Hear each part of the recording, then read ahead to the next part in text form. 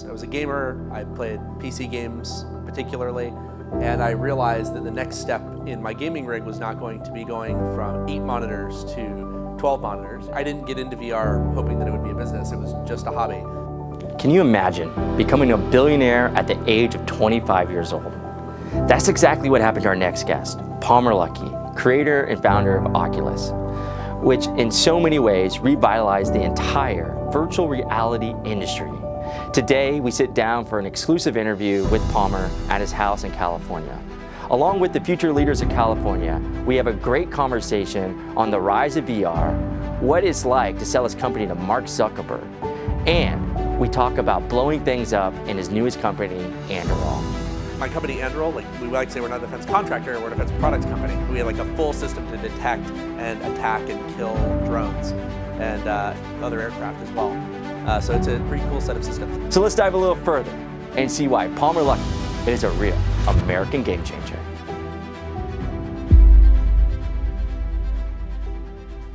Well, first and foremost, thank you so much for allowing the future leaders of California to come and host our very first event at your house. Of course, thank you guys for coming. Yeah, appreciate it, thank you.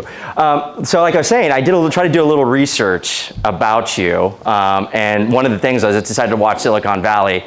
Keenan Feldspar. So tell me. Founder of the top virtual reality company in the world, Octopus VR. Octopus, yeah. I wonder who they base. Quick question. So they portrayed him one way. Tell me a little bit about yourself. Are they close? Did they nail it, or? So I mean, I'm cheating a little bit. I was actually a technical consultant on the show, and so I actually explicitly know that he was not just me, but also a few other people all thrown together into one guy who also happens to like Hawaiian shirts and runs a VR company. Yeah, they got it pretty right. I mean, a little bit about me. I dropped out of college when I was 19 to start a virtual reality company called Oculus VR. Did that for a few years, was really successful, sold it to Facebook for a few $1 billion, stayed there for a few years, and got fired and decided I wanted to get into the national security space. And you'll see some of my company propaganda paintings around the house, much to my wife's chagrin. I want to get into that. I would like to ask you, especially about this photo right here. That's an interesting one. So going back, in your starting growing up, it seemed like you were interested in a lot of stuff. What was the biggest deal that kind of was the spark for Oculus and kind of got you really started into that space? Well, the thing about Oculus is that it was a hobby for a long time. So I didn't get into VR hoping that it would be a business. It was just a hobby. And specifically, I was a gamer. I played PC games particularly. And I realized that the next step in my gaming rig was not going to be going from 8 monitors to 12 monitors. You can only do so many with an AMD Eyefinity rig anyway. But I realized that the future of gaming, or at least the final thing that you were going to do, was going to be virtual reality, the ability to truly feel like you're present inside of a virtual environment. To make a virtual world that is as convincing as the real world is a science fiction idea. It's certainly not my idea. But it was really interesting to me, and so I started working in that space. The reason that I dropped out of college and started Oculus is because after years of experimenting, I had 2 or 3 tech breakthroughs at the same time that made my headsets way cheaper, way lighter, way more immersive in general, with a much wider field of view than anyone else was doing for even 100 times the cost. And so I said, wow, it's pretty uncommon that something like this happens to somebody, that you come up with all these great ideas at the right time. And I figured it's easy to drop out of school. Actually, I didn't even really drop out. I'm not actually a college dropout. I just took a break. My thinking was actually very simple. The college will probably be here longer than me, and so I'm not going to miss out. It's not like, oh no, Cal State Long Beach is gone, and I really wanted to go there. And so I figured I would take a break and try starting a business. And worst case, I would learn a bit and be a few years behind on my book learning. Well, I think you might have made a good decision. I'm going to take that on a limb. I think you might have made a good decision. So one thing I saw in Silicon Valley is that when they first put on Oculus, or the Occupus, he got nauseous. He got sick. Is that something that actually happens? I've done it, and I don't think that happened to me. It is. It's a relic of the age. You remember they state that the show's relatively old, and they started writing it even before they were filming it. The biggest problem with virtual reality software development is something called the vestibulo-ocular conflict. So it's basically when there's a mismatch between what your eyes are seeing and what your inner ear is telling you that your body is doing. And so if you want to well, there's other things that can cause something called cyber sickness. So, for example, if you have a really bad VR headset and there's a lot of lag between looking around and the view responding, that will make you ill. Your body believes that you've been poisoned, and so to expel the poison, it makes you vomit. And so that's cyber sickness. The vestibulo-ocular conflict is a separate but similar thing. Also makes your body believe that you're poisoned, also makes you throw up, but it's a different mechanism. It's where, let's suppose that you were in a VR game where you're on a roller coaster that spins you in circles, but your inner ear in real life is telling you you're sitting in a chair and you're not moving or accelerating through space. That conflict will again tell your body that you've been poisoned, that you're malfunctioning, you need to expel the poison. But that's not an innate flaw of VR, that's a flaw of the content development. For example, as long as you have a good headset, you won't get cyber sickness. But for vestibulo-ocular conflict, like I can simulate sitting in a chair just fine. Constant velocity is fine. It's changes in angle and rotation that really wreck you. And so at the time, there was a lot of VR content that was developed that was not respectful of this development rule. It didn't recognize the limitations of the technology. And a lot of people did get very, very sick from that. But we're at the point now where not only has the hardware gotten good enough, but most game developers know better than to make content that that is going to make people throw up. You know, well, that's a good thing. I'm glad we were able to figure it probably helps. You know, VR technology and what you've done has it's expanded so much. You know, and one of my really favorite movies in the last like 5 years has been Ready Player One. Are we heading, and so people that don't know what Ready Player One, it's basically you plug in and you're in a completely virtual reality world. It's basically in a video game, you can do whatever you want. And basically the entire society has become plugged into this kind of virtual reality world. Is that something that we're heading towards? I mean, in some ways, yes and no. And I'll note I'm biased. I'm personal friends with the author of Ready Player One, Ernest Cline. So, but something that I've talked about with him and other science fiction authors who have come up with concepts like the Metaverse from Neil Stephenson's Snow Crash in the 90s. Like this idea of a virtual world where you can do anything is not a new idea by any means. It's been around forever. It inspired me when I was a teenager, and it's still inspiring to me now. For a long time, every headset I signed, I would sign it and I wrote, "See you in the Metaverse." So you know, it's kind of interesting to see it become this huge buzzword all of a sudden 10 years later. Where was I even going with this? Oh, that's right. Are we going that direction?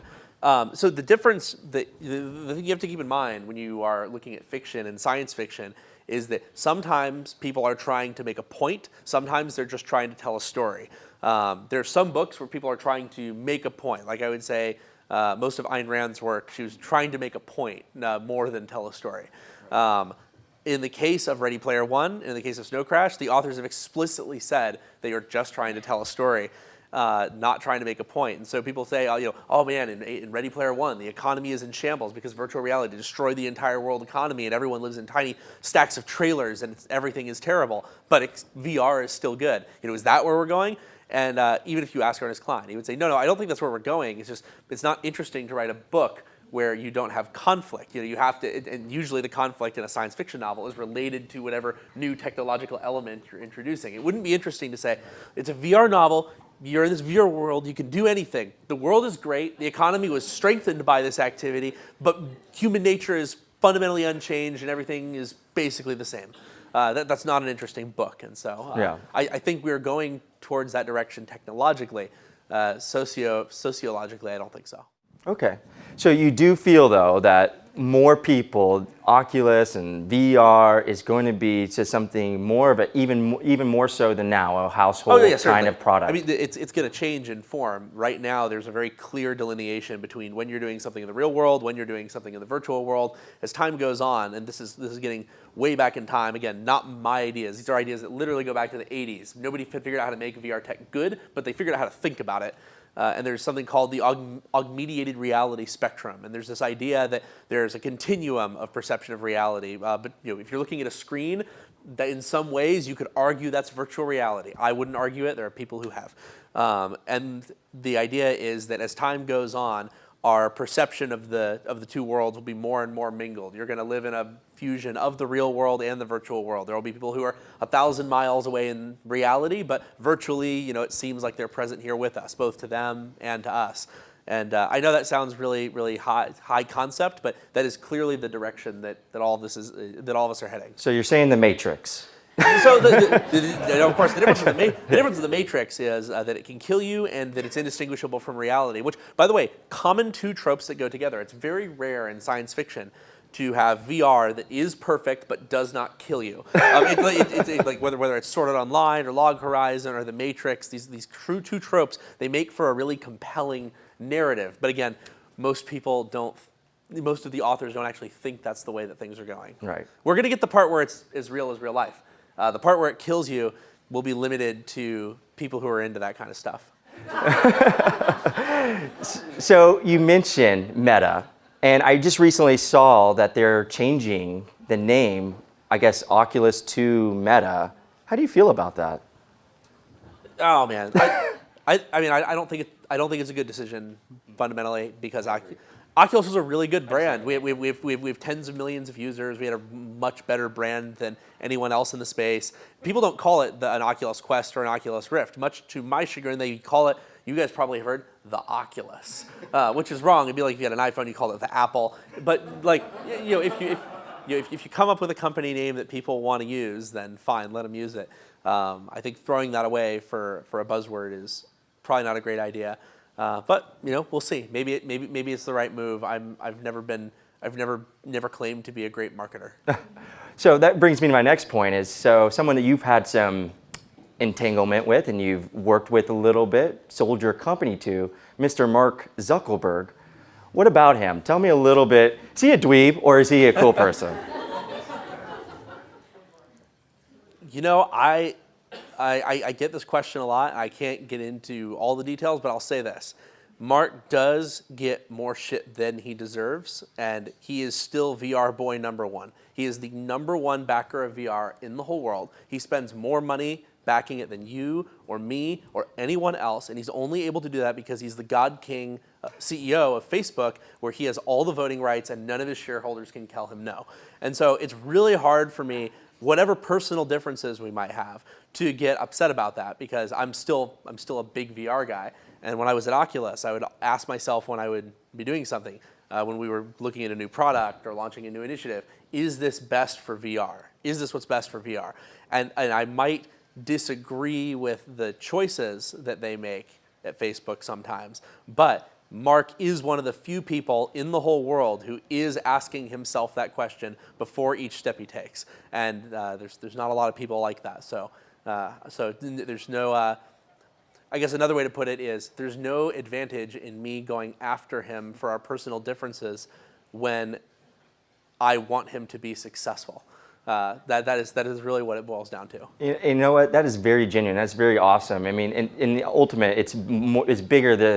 The tech is more important than any of that else. And people, the common counter argument people make is about, but do you really want them to be in charge of it? Do you want him in charge of it? To which I would say, like I'm a little bit of a, I don't care. I just want VR. I mean, they'll say, but couldn't that be bad for society? And I kind of have to say, look, do you really expect me to care? I've grown up loving VR my whole life. I've put most of my adult years into building virtual reality. You really think I'm going to sit and say, oh, I'm a little bit concerned about the way it may come to pass and become the dominant form of technology that everyone spends all of their waking lives using? It's like, no, I'd just rather that happen, and I have to assume that it will work itself out. The free market is pretty efficient. It's not perfectly efficient, but if anything really bad is done, then it'll probably work itself out. Thoughts on Meta? Is it going to catch on? Is it going to be something? Oh, yeah. No, none of you have a choice about that. It's really just a question of either you're going to use it or you're going to die before that. If you look at how people are spending their time in digital spaces already, like today, I said earlier that some people would argue that looking at a screen is virtual reality. I don't agree with that, but it's certainly the case that people, when they spend hours a day on their phones, they are spending their time in digital spaces to a certain extent. That is going to become much more compelling. It's going to become much better.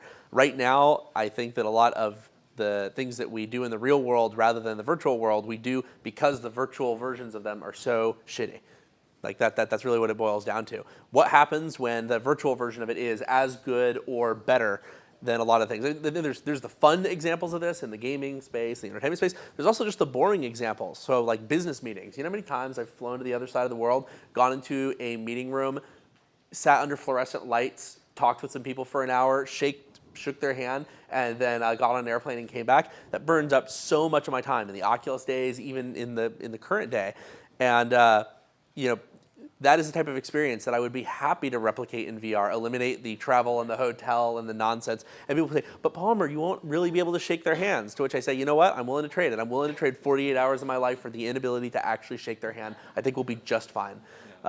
And those types of things are going to be powerful accelerators for business productivity. 100%. Even if you look at, I mean, we're in the middle of well, I guess we're not in the middle of it anymore, but we've gone through a pandemic, and I could see a lot of people wanting to shift more in that direction. Going back to where we started, a little bit about your photos. I will interrupt and say I'm not a fan of remote work, and I am not letting any of my employees shift to remote work. And why is that? Because there's the typical, this is going to sound like conservative in the traditional sense. The conservative example would be, there are literally no examples of successful remote-only companies. Don't tell me, oh, but what about that startup that just raised a bunch of money and they're working all remote? That's not a successful company. That's just that is a company that is, statistically speaking, going to crash and burn. They just haven't yet. There are no examples of large successful companies being built on fully remote dynamics. It might be possible, but why would I bet my company on that dynamic? I think this is one of the riskiest experiments that's ever been run in business, and it's not being driven by rational analysis. It's being driven by what's trendy and this kind of desire during the pandemic, where a lot of public companies, they have to say the magic words. The magic words are different for every company. The magic words are the words that make your stock price not go down. And so when you have to work remotely because of a local government ordinance that says that you're not allowed to work in person, what are the magic words? This won't impact our productivity. In fact, we think it's going to increase it. Our forward-looking prospectus, it's actually positive. It's going up. And they have to say that. They can't say anything else. They're not allowed to. And so I think that unfortunately there's a lot of people, especially smaller companies and younger people, you guys are going to be young leaders, don't fall for that type of stuff. You have to realize that a lot of these people at the higher level, they know that what they're saying isn't true. They know it's not going to play out. So don't see that and say, wow, Microsoft is going to be letting half of their workforce work remote and all these Apple employees are going to work remote. I'm going to do a startup and I'm going to work that way. If you're going to do it, then realize you are really betting you will be the first successful remote company in history. I'm not a believer. So what if they say to you, we're going to be the first VR work company in history? Does that work? I would say, I'll see you in 2030. This is another big problem. Look, I'm a VR guy. A lot of people assume that because I'm a VR guy, that means that I want VR to be used to solve every problem. That's not the case. I want the best technology to be used for solving each problem in an appropriate way. A non-VR example of this, a few years back, you guys remember when it was really, really hot to give kids laptops in schools, right? We're going to give kids laptops. It was going to change everything. It was a hot new thing. Massive amounts of budget went into it. And it turns out that it didn't really change learning outcomes for most students, certainly not by any of the predictions that you were seeing. Then a few years later, what do you have? The iPad. They say, we're going to do it. The computer is a different shape now. It's going to be completely different. And the exact same thing happened. It's cool and it's trendy, but it's not necessarily the best thing. You're seeing this now with VR. People saying VR is going to change education forever. And I would say there's certain things that it's really good for, experiencing things you couldn't experience otherwise, things that are too dangerous to see otherwise. Doing certain types of, field trips virtually that you would never be able to do in the real world. But this idea that it should be done for everything, it's very, very hot, and it's very, very cool, but it often doesn't make sense. So finally getting back to what you were saying, a lot of the people that are doing the remote work stuff and saying, we're going to do all of our work in VR, I would say that is a great idea. It certainly will happen, but it's not today. Okay, so tomorrow. All right, look out for that, guys. So moving on to what you're doing now and what you're working on. So we've seen some of these pictures. I'll just ask, what are we looking at over here on the right? What is happening here? So that in particular on the left is our Ghost 4 autonomous helicopter. It's an autonomous helicopter that we build for the DoD and US allies. We do a lot of work with the UK Ministry of Defense as well. On the right is one of our Sentry towers. It's an autonomous security tower with radar, visible spectrum imaging, thermal spectrum imaging, signals intelligence, and both of them have all of their signals processing on board. So they don't have to stream back a bunch of data over a wireless link that is susceptible to jamming or breaking or interference. Instead, they actually process all the data locally, and they only stream back exactly what needs to be done, like target type, target location, target speed, vector, et cetera.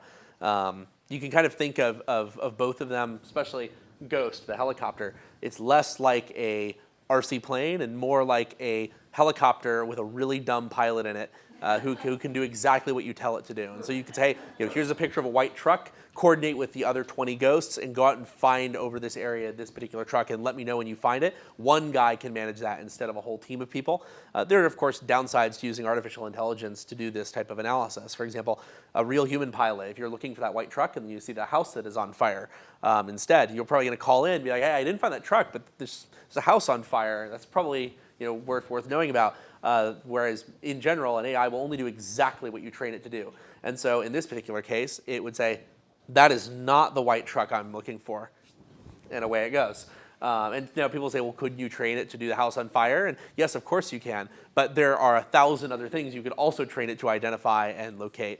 And you have to kind of just pick and choose what is worth doing. The idea of generalized artificial intelligence, particularly for defense applications, AI that can do anything and that can respond to any situation, it's a long way off. Wow, interesting. So when I was told that he's doing drones and stuff, and so the first thing that came to my head was like, oh, so he's making drones, missiles attack, and these drones will fly in and blow them up for us. Yeah, we do that too. Okay, so I'm right, I'm not off here. Okay, so I was just thought I was having a G.I. Joe moment here, but that's actually happening. Okay. No, we actually last week we just won a $1 billion contract with SOCOM to do all of their air defense for counter drone integration work. So we make kinetic interceptors that knock drones out of the sky, GPS jammers, communications jammers, RF triangulation that can find where the operators of drones are. So we have like a full system to detect and attack and kill drones, and aircraft, other aircraft as well. So it's a pretty cool set of systems. The main thing my company does, though, just so you guys know, it's not actually a technology play. Everyone says that they're a technology company. We're actually the reason that we're winning is just our business model. We don't use the government to pay for all of our R&D. So typically you would have a cost plus contract where you get paid for time and materials, fixed percentage of profit, and the government's going to pay you for, assuming you can get them to pay you anything at all, which is rare if you're not an existing big prime. But if you can get them to give you money, they'll give you a little trickle of money to do a white paper and a little trickle of money to do a prototype and then another prototype and then another round. And pretty soon you've spent 5 years and they've given you a couple $1 million. And that's great if you're a subsistence engineering firm that's just trying to keep a few people alive doing interesting things. But that's not what I'm doing. And I don't want to spend 5 years doing that. So we just go in and say, well, I'm just going to spend $10 million in 6 months, and I'm going to find out if it works or not. If it works, then great, we're going to sell it to the government. And if it doesn't work, great, we can move on and just call it a failure. And this is a radical idea in the defense industry. It is also the way the rest of the economy works. That's really, my company, Anduril, we like to say we're not a defense contractor, we're a defense products company. And that's actually how we do what we do. It's not because we're so much smarter than anybody.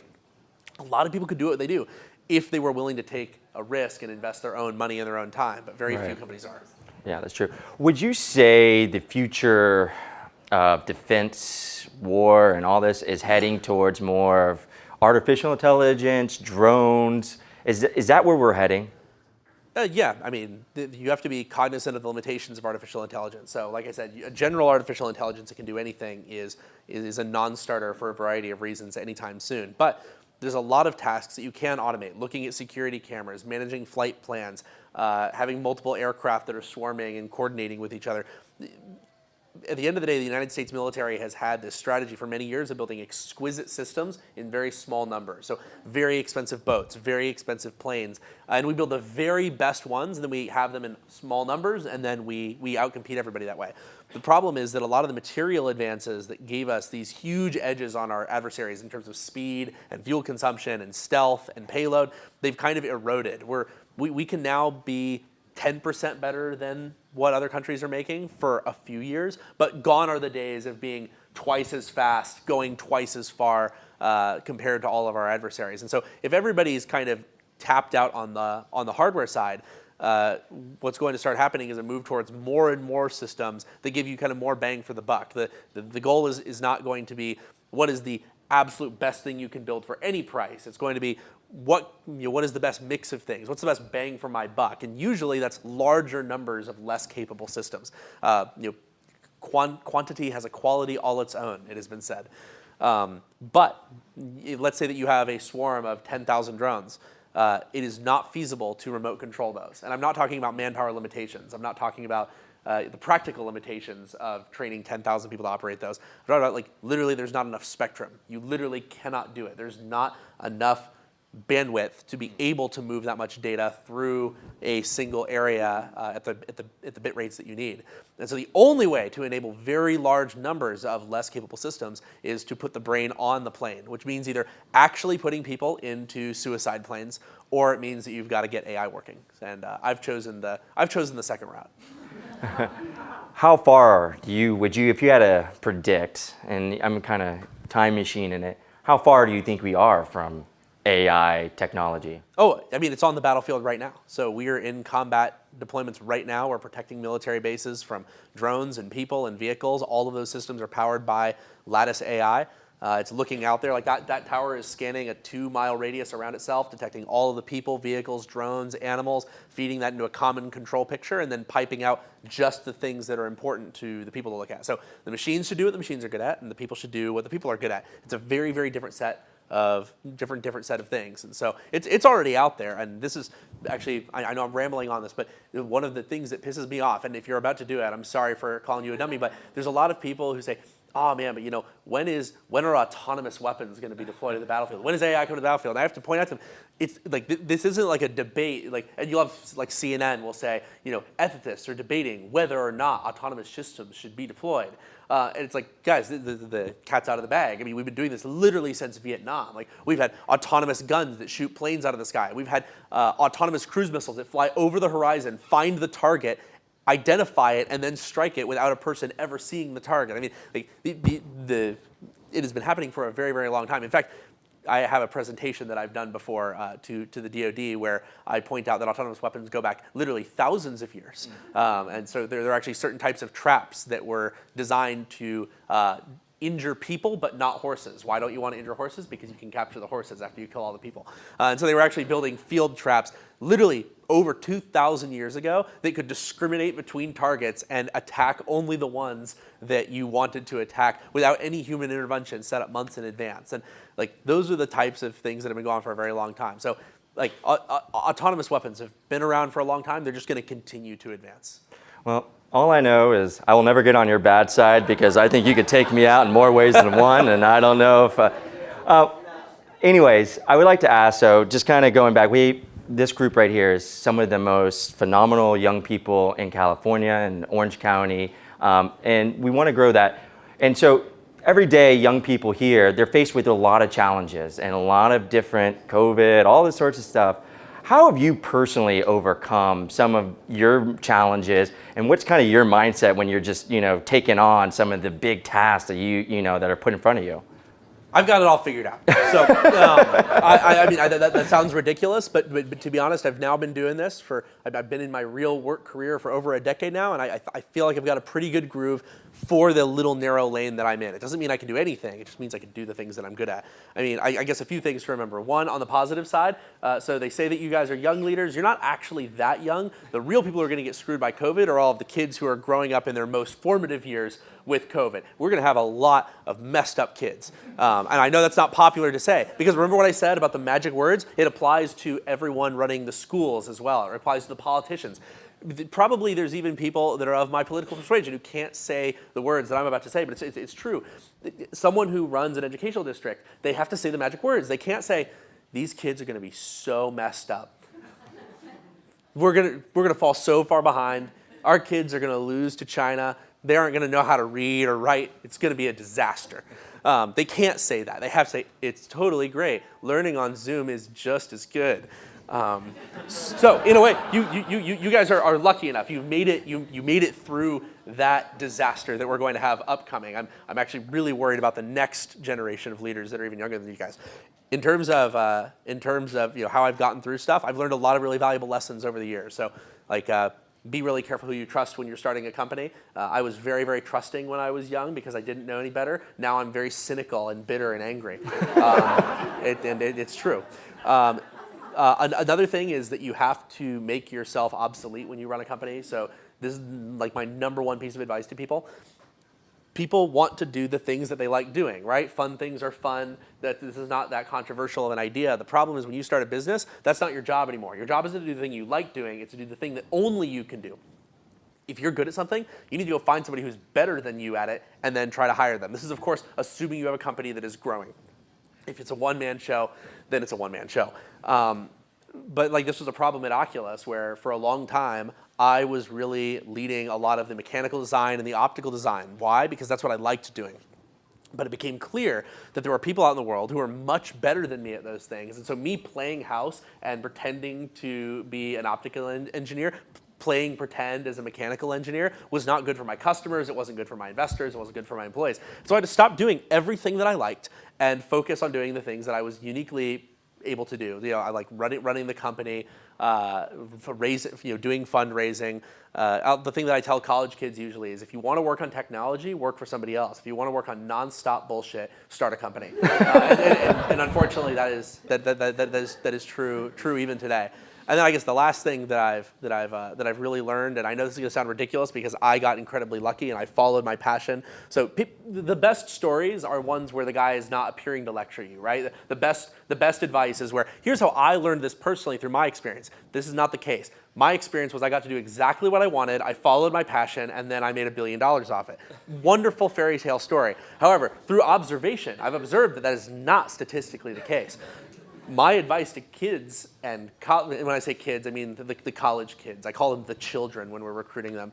One of the things that I tell people is don't follow your dreams, follow your abilities. Because everyone's going to tell you, just do what you love and it's all going to work out. But they're probably wrong. The thing you love doing as a young person is very unlikely to be correlated with the area where you are most productive or even where you're statistically successful at all. A lot of people, they're like, oh, well, I'm okay not being maximally productive. It's fine if I just start a $1 billion company instead of a $2 billion company, but that's not the odds. The real odds are most people, their lives don't really go anywhere. And if you really want to achieve maximum impact, you need to give yourself every possible advantage every step of the way. And so my advice to people is, yes, know what you're passionate about, that's great, and figure out how you can channel it towards the most productive use of that passion that plays to your strengths, and that might not be the thing that you most want to do. But the real reason I say this is, are people familiar with the polls about what kids want to do? Are you guys familiar with this? Like what the number one jobs are that people want? Do you know what the number one job in the United States is? What? It used to be game developer. Terrible career, by the way. I've employed a lot of them. It is now YouTuber. Everyone wants to be a YouTuber, and then the top list is all forms of high-profile content creation where there are a handful of people who are successful, and then a long tail of people who make less money than multi-level marketing schemes. And so you would be better off doing like sign up for Cutco before you decide to be a YouTuber, generally speaking. So I have a YouTube show called American Game Changers. All people are allowed to watch. You are right. And another point that I really liked is and it kind of segues into me for this one, is that, right, delegating a little bit and doing what you're good at is probably more important, and figuring out, instead of just doing everything yourself. You got to do everything yourself, and then when you're doing something, you're like, okay, I'm doing this because I'm good at it. Even that thing, you need to observe and say, okay, like this is what I'm doing. Who can do this better than me? And you need to find them. Like the word I always say is, the phrase I always say is, make yourself obsolete. And it scares people. Nobody wants to do that. But when I did that at Anduril, I went into it having gone through that at Oculus. That's what I mean when I say I've got it all figured out. I was like, this is going to be great. I'm going to start my company. I'm not going to get to work on any of the tech. Everyone else is going to do all the mechanical engineering work. Everyone else will do the electrical. And I'll never have any fun ever again. And going in with that realization ahead of time was so powerful, rather than kind of being forced out of it every step of the way. Just for my show, and every time I end my show, I always like to end it on hope. I always like to say, there's so much hope. That's a good idea. Well, there is so much hope in this country. There's so much greatness that's still happening. And I feel like it's easy to not see it. It's very easy to put the blinders on and to say everything's turning to crap. What's your message of hope, if you have one? No, I mean, like, I'm cynical about individual events, but broadly speaking, I'm pretty hopeful. I think that there's a lot of people who are very cynical about the United States. They're cynical about what technological progress means. I'm pretty optimistic. I think we have some really cool technological things going on. For example, I'm really upset about the way the energy policy has been handled over the last few decades. The flip side of it is that a lot of these advancements that are happening very recently mean that we're going to move towards that goal of the 1950s classic goal of energy that's too cheap to meter. It might actually happen very like imminently. That is a really cool thing. Like distributed, very very cheap energy, and like that's one thing that I'm very very optimistic about. I guess I feel pretty optimistic too. Like people, it's easy to complain and say, "Man, the media blows." You know, traditional media. Look how awful this is. Everything is totally screwed up. Look what they're saying. On the flip side of that, look at the emergence of all of these new ways to reach out to people that make alternative media sources much more viable and make it easier to find people who are truly experts in something. And there have always been experts, right? There's always been experts. They just haven't been accessible to everybody. You haven't been able to find them. It is so cool that you can now actually find the experts in almost anything, and you can listen to what they have to say. They might still be wrong. Don't trust experts just as if they don't have any biases themselves. But it's pretty cool that you can find them and listen to them. So I'm pretty optimistic about that. I think that that's gonna the downfall of all these media things, the people that complain about it, it is the other side of the coin of all these other things doing well. They wouldn't be able to do well if you didn't have the failures on the other side. So in general, I like to look at the silver lining of every situation, and it seems like for every just absolutely terrible thing that's going on, for most of it, there is a good side to it. Thank you, Palmer. Really appreciate you opening up your house for us.